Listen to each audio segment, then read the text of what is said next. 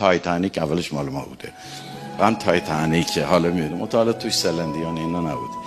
و میگه جوانی پاک باز و پاک رو بود که با پاکیزه رویی در کرو بود. چنین خواندم که در دریای اعظم به گردابی در افتادند با هم. چون الله آمدش تا دست گیرد مبادا کاندر آن حالت بمیرد. همی گفت از میان موج و تشویر مرا بگذار و دست یار من گیر.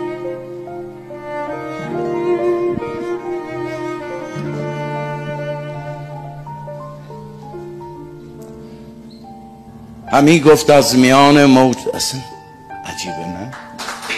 همی گفت از میان موج و تشویر مرا بگذار و دست یار من گیر. در این گفتن جهان بر وی برآشفت، شنیدندش که جان میداد و میگفت حدیث عشق از